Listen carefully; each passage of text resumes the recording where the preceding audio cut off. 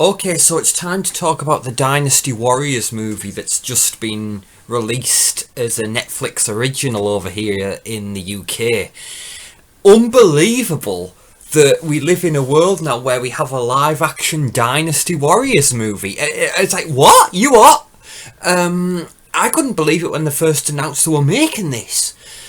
Of course, it was released theatrically over in China. And then I guess just it's the way the international distributions worked out. Netflix have just picked it up over here. Right, because we had that wonderful, Koei has had the Dynasty Warriors series over here, and they've had the Samurai Warriors series over here. We had that wonderful limited anime series that came out for Samurai Warriors. It was on the run up to the release of Samurai Warriors 4. That was really great. But then there's always been the thing of, well, are they ever going to do anything for Dynasty Warriors? Because it always seemed, maybe I'm talking out of turn here, but it always seemed as though the Samurai Warriors was the more well done series. That's where most of the effort was going into. And then to go hand in hand with that, you're thinking, well, if that's the case, that they're looking at Samurai Warriors as their priority series, they've given obviously this anime series to accompany the game, they might not necessarily go all out for Dynasty Warriors. And of course, the most recent game, Dynasty Warriors 9, has left a lot to be desired, to put it mildly. You could look up the Jim Sterling review, for instance. Very, very damning.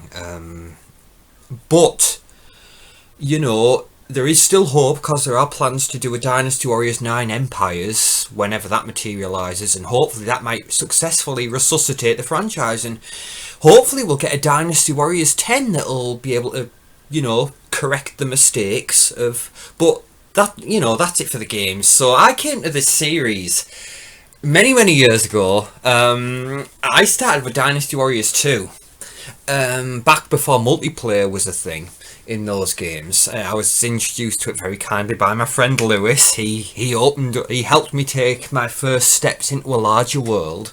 Also, we also had fun with Kessen 2, of course, when the characters, the Romance of the Three Kingdoms characters from Dynasty Warriors also appeared in that. And then obviously we followed the game series on ever since, from Dynasty Warriors 3 through to where we are today. I still think Dynasty Warriors 5 is my personal favourite of the series. But yeah, we got a movie. Who'd have ever thought? So this movie, basically, it's an origin movie in a sense. It basically covers the end of the Han Dynasty. We have, as you might hope, the Yellow Turban Rebellion. We open the film with that, and then we see Dong Zhuo's rise to power. He successfully put an end to this Yellow Turban Rebellion. He'd restored peace to the Han Dynasty, and then of course he was like, right, you owe me now. And then obviously Dong Zhuo used that as an opportunity to rise to power, well, seize power and exploit his situation. Obviously we have a very young emperor now, a child basically, so manipulating him is no problem for Dong Zhuo at all. And then of course we see Cao Cao. We're introduced to Cao Cao, and he's seeing what Dong Zhuo's doing, so he's starting to plot. He's like, right, this isn't right what Dong Zhuo's doing, we need to overthrow this guy. But obviously he's coming at it from a different point of view, not as a way of restoring peace and glory to the Han Dynasty, but he's using it as an opportunity to take power for himself and to create great change, and change the world to fit in line with his vision for the future. So it's, the Han Dynasty, it's time to end, but I'll be damned if it's gonna, bend to Dong Zhuo's will. No. So obviously Cao Cao's plotting, and then of course we're introduced to Liu Bei and Zhang Fei and Guan Yu, and obviously the total contrast to Cao Cao, whereas Cao Cao is going to use it as an opportunity to, work it to his advantage. I can overthrow Dong Zhuo. I can, save the emperor. That'll put me in good graces and make me look good. But then I can obviously use it as an opportunity to take power for myself. Whereas you have Liu Bei on the other side, who is wanting to overthrow Dong Zhuo and save the emperor for, he believes in the Han Dynasty. He's loyal to the Han Dynasty, so he's wanting to preserve. So he's not doing it for his own for the sake of his own ambition. He's doing it because he's out of pure duty and loyalty. So you have, obviously, I think it's fair to say the two main characters are Cao Cao and Liu Bei, which makes sense, but yeah, so we open with the Yellow Turban Rebellion, and then we have the build up to Hulao Gate, and Hulao Gate, as you would expect, is the main event of the film. So it's and then of course it's basically drawing the battle lines, establishing our main players and their relationships, and it's drawing the battle lines for what would ultimately become the Three Kingdoms period. So it is an origin film. So overall, obviously the reviews to this film have been very mixed. IGN gave a very damning review of this, which I thought was very unfair, very harsh. Basically, cut a long story short, I thought this film, while not great, it was enjoyable, it was solid. I'd give this a solid 6 out of 10, 3 out of 5, whichever one you'd prefer. There's some really cool stuff in here. Granted, there's certain things that you think maybe they could have done that better, and maybe in terms of some of the characters, you might think maybe they could have been cast better. Guan Yu is dead on. They capture Guan Yu perfectly. I tell you who else, even though he's a, when we get into the alliance that's formed to take down Dong Zhuo, we get to Hulao Gate, Yuan Shao is, like, I don't know how they did. They've took him directly out of the game. Yuan Shao looks amazing, and the size of the big giant sword the rapier that he has is amazing. Yeah, I mean, that's one of the things as well. They've got so many characters that they need to juggle with here that a lot do get lost in the mix. Obviously, when we get to Hulao Gate and the alliance, obviously, Cao Cao and Liu Bei and Guan Yu Jiangfei there, obviously we're introduced to Yuan Shao. Of course, Sun Jian comes into play, and he brings a very young Sun Quan, and you have Sun Ce there as well. He is an example of characters that get, kind of lost in the mix. Like, Sun Jian gets a few lines. Sun Ce and Sun Quan, I think, have one line of dialogue in the whole thing each, and again, they're just, a lot of the characters are there to stand around, and they do get lost in the shuffle very much, and there's maybe, you don't get as much maybe action as you might anticipate. Like, for instance, in the Battle of Hulao Gate, there's a lot of times where you have we're in the main base of operations where Yuan Shao is holding the strategy meetings with the rest of the warlords while the battle on the field is going on. So you have like a scene where they're strategizing, and then Sun Jian and Sun Ce and Sun Quan and them all leave to head out into battle. They're going to lead the charge. This is a prime example where they never show Sun Jian and Sun Ce in action with their unit. It's just while they're out on the front lines, we're busy just back at the camp while we're deciding, what's going to be our next move. So it's just, in some respects, it does fall short, which is unfortunate, because I love Sun Ce, I really do. So it's a shame that we don't actually get to see him in action. But I've got to say, it was just nice to actually see him, because there was part of me that was wondering if he was a character that we weren't going to see. But he is there. It's just obviously he's kind of just a background character, which is unfortunate, but at least he was there. I've got to say, the Cao Cao character, for me, Cao Cao might be the best character in this. And it was interesting because obviously when the first set photos were revealed, and obviously in the trailer, Cao Cao's, you look at him and he doesn't really have that Cao Cao vibe. When you look at him, he's very young looking, and obviously he doesn't have the beard, the facial hair at this point that you would typically associate with Cao Cao. Granted, Liu Bei doesn't either, so they are very young at this point. And of course, this is at their start of their rise to power, so it makes sense that they would still, be portrayed as young. The way they portray the Cao Cao character, though, is fascinating. He's a really, really interesting character, because it's one of those, if they get the balance right, I think, for Cao Cao, he is the character, I think, that is portrayed the best in this, because he's portrayed as, they don't glorify him, and they don't try to make him out to be some kind of hero or good guy. They make it very clear, this is not a good guy. He's a complicated guy. It's that whole thing. It's not black and white, it's shades of grey, because he does some very, very questionable things in this. But one of the things that they do capture is that he's a man who has the strength of his convictions, and he has a code.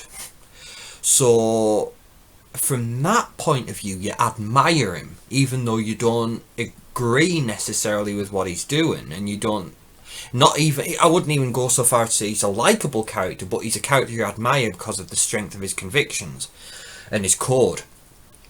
So Cao Cao is a very interesting character, and the actor who plays him, while of course, you look at the market and you're questioning, is this guy going to do it as Cao Cao? He does a really good job.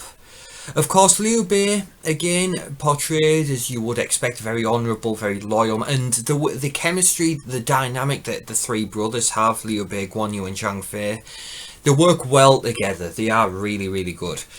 Real cool aspect is a new addition that's specific to this film, where when they're going through this forest, there's almost a transport into another realm briefly, where they meet. She's like the forge master, the sword master, and she, because of course, in the Dynasty Warriors games, each character has a special weapon that's unique to them. And she gives each of the main characters their special weapon. She gives Cao Cao his sword, she gives Liu Bei his twin blades, Guan Yu and Zhang Fei their lances and spears. So that was a really cool touch. It was something that was created specifically for the film, but I liked that very much.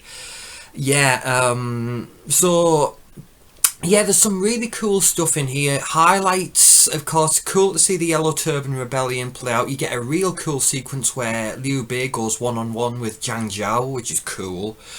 And then, of course, as we get into, the Hu Lao Gate stuff, you have that one, they have a great thing with Hua Zhong, who is, of course, one of Dong Zhuo's, elite guards or elite generals, second, not in the same league as Lu Bu by any means, but formidable. So we have this whole sequence with Hua Zhong where he's challenging the generals, is there anyone among you brave enough to face off in a one-on-one duel, in one-on-one combat? So various generals come forward, and he goes through about 5 or 6 of them, beheads each and every one, and you got Cao Cao looking, and he's laughing, thinking this is hopeless. You got Yuan Shao looking more and more nervous, and then Liu Bei eventually gives Guan Yu the nod, saying it's time, you go do your thing, man. And Guan Yu, of course, faces off against Hua Zhong and finally puts him down. So that was a real great scene. And then, of course, when the Cao Cao and Liu Bei, of course, finally join the main charge and the main battle at Hulao Gate. Of course, we have this sequence where Lu Bu, of course, comes out onto the battlefield and faces off against Liu Bei, Guan Yu and Zhang Fei. So 3-on-1 handicap match. And I gotta tell you, man, Louis Koo plays Lu Bu. Louis Koo is an actor I really, really like, and he's great here. And the sequence where Lu Bu faces off with the three brothers, it's so over the top. This film in general is so over the top, but it's a cool sequence. That's another. So that the fight between Lu Bu against Liu Bei, Zhang Fei, and Guan Yu, that's a real highlight of this film. Of course, we need to talk about the music, because one of the things that's always stood out about the Dynasty Warriors series is the music. They do use music from the game in this. There's also a lot of original music that's been done for the film, like orchestral stuff. I've got to admit, a lot of that is largely forgettable. It's not bad, it's just forgettable, but there are parts where they do actually use music from the games, and that's where it gets good. You know, there's when Lu Bu joins the battle, they do crank up the Lu Bu theme. So again, it's good. Again, they might not. They don't use enough of the game music as I would have liked them to. But it's still, when they use it, it's good. So that pretty much wraps this up. Obviously, as we say, it covers that introductory period. You know, basically the first couple of battles from the games, and then obviously it's drawn the battle lines for the three kingdoms period, where we're going to get the war between the three kingdoms. I gotta say, the way they leave it off, because they do a time jump, and the last scene of the film is the scene where Liu Bei and Cao Cao sit down and have that drink together and talk about who the true heroes of the land are. That's the last scene, and there is a bit of a time jump after Hulao Gate in this scene. I've got to say, I was kind of hoping that they would have wrapped up the whole Dong Zhuo and Lu Bu thing before they ended this film, so that when we get, I gotta tell you, man, this film hasn't made a lot of money, so I'm calling it, we're not getting a sequel. Obviously we don't know that we're not, but the writing's pretty much on the wall, there ain't gonna be no sequel. But it would have just been nice to have this whole Dong Zhuo and Lu Bu thing wrapped up, so that if we were to get a second film, we could just go straight into the three kingdoms. Like, you know, the whole thing of Lu Bu assassinating Dong Zhuo, and then of course when he's ultimately captured and executed himself at Xiapi, with you know, thanks to the combined efforts of Cao Cao and Liu Bei. It would have been nice to have had that, so you know, it would have given a sense of closure to that aspect of the story, unless of course, again, this sequel that's never going to happen, almost certainly never going to happen, at least, unless they're planning on doing the whole Xiapi thing with Lu Bu and Diao Chan in the sequel. We'll see. But it would have been, I don't know, it just would have been nice. I mean, it goes as well, this film is like 2 hours in and out, which you would have think, this could have been maybe 2.5 hours. There's more stuff they could have put in here. But never mind, it's 2 hours in and out. I mean, how the hell is The Iron Mask longer than this movie? But whatever, you know. But again, this film, it's another one. It's schlocky, it is. Yeah, I mean, we had the Rurouni Kenshin, the final. That was our prestige film, and then we have the schlock fest that is this movie. But it's fun, and there's some real cool over the top action, you know. The way they incorporate as well, you know, the elements, you know, certain weapons have certain elemental features, like some have ice, some have fire, some have wind, some, you know, all that good stuff. The way they incorporate that into this is really cool. And again, the way they capture the top visuals, you know, where you're sending like hundreds of troops flying, and it's great. It's great in that respect. But again, it's never gonna win any awards. But there's some really cool stuff in here. And I say just turn your brain off and enjoy it. I think IGN was very, very harsh, undeservedly so, on this film. But what are you going to do, huh? What are you going to do? So, my recommendation, yeah, it's worth checking out. And it's on Netflix, so it's not as if you're paying any extra to see it. So, again, it's one of those, you've got nothing to lose. Turn your brain off for 2 hours and enjoy. So, again, if you've checked the Dynasty Warriors film out, please feel free to share your thoughts on it. And if maybe you haven't even heard of this, and hopefully it sparked some interest. So, either way, I hope you found it enjoyable. Thank you for listening to me ramble, guys, and I will see you all next time. Thank you, everybody. Bye-bye.